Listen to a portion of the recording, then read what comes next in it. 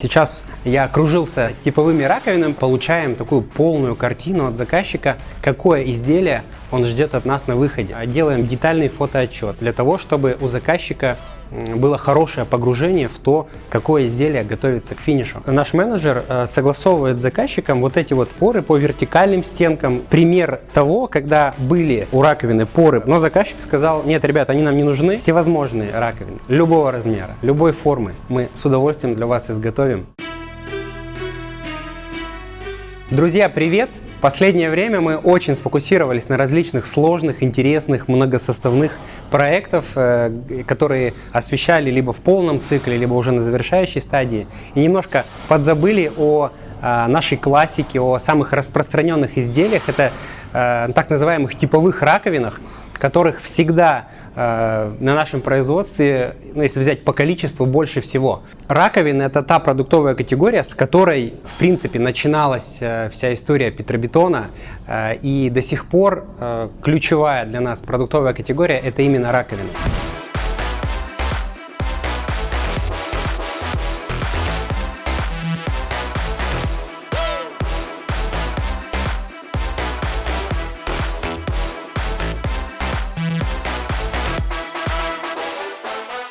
Сейчас я окружился несколькими, так сказать, типовыми раковинами. Правда, не все из них типовые. Мы видим достаточно интересную, необычную напольную.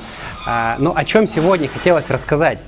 Мы сейчас находимся в цехе, в котором уже изделие доводится до финальной готовности. И это, конечно, то пространство, где изделие чаще всего дольше всего здесь находится и проводится больше всего работы, больше различных технических операций и коммуникации с заказчиком. Ведь изначально, когда мы только приступаем к изготовлению, когда заключаем договор, мы получаем такую полную картину от заказчика, какое изделие он ждет от нас на выходе.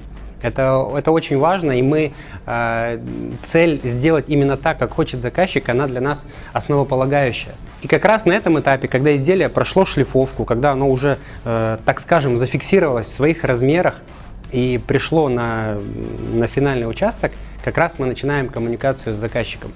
Мы показываем, что получилось. У нас есть ряд видео, в которых мы говорим, что не все процессы, которые происходят при изготовлении изделий, контролируемые на 100%.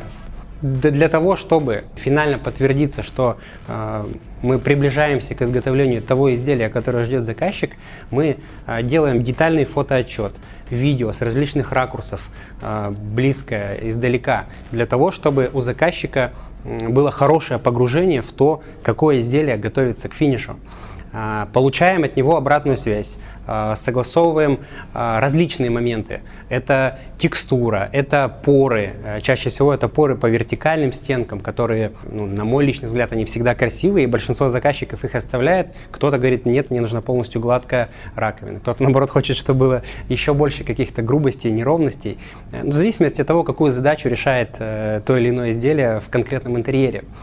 Мы получаем эту обратную связь, передаем ее нашим сотрудникам, которые наряду с решением всех технических моментов, а помимо красоты изделия, оно еще должно быть удобно в эксплуатации. И получив эту обратную связь, наш сотрудник начинает воплощение, и уже последовательно, день через день, мы возвращаемся к заказчику, показываем все ближе и ближе финальный результат. И в конце, только когда заказчик написал: ребята, все круто, спасибо, останавливаемся, мы заканчиваем работу над изделием и уже готовим его к отправке на объект. Если говорить более детально, покажу на примерах. Вот в данной раковине наш менеджер согласовывает с заказчиком вот эти вот небольшие поры по вертикальным стенкам и по граням, которые на самом деле никакого влияния не несут на эксплуатацию раковины, они служат здесь именно декоративным элементом. И мы не можем принять решение, что они красивые, мы их оставляем. Мы спрашиваем, потому что они могут человеку не понравиться. И гораздо лучше спросить, подтвердить, что да, ребята, поры классные, оставляем их, и мы со спокойной душой можем двигаться в этом проекте дальше.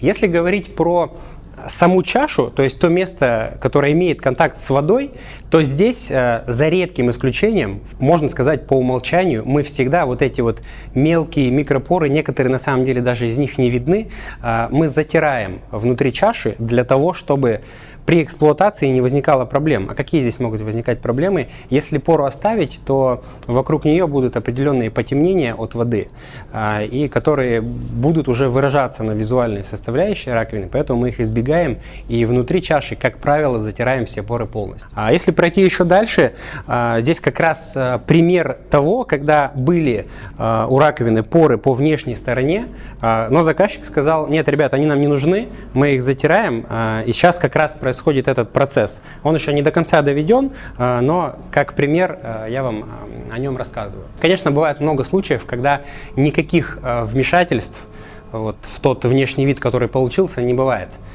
Все зависит от того, насколько подробно были проговорены все вот особенности материала на старте.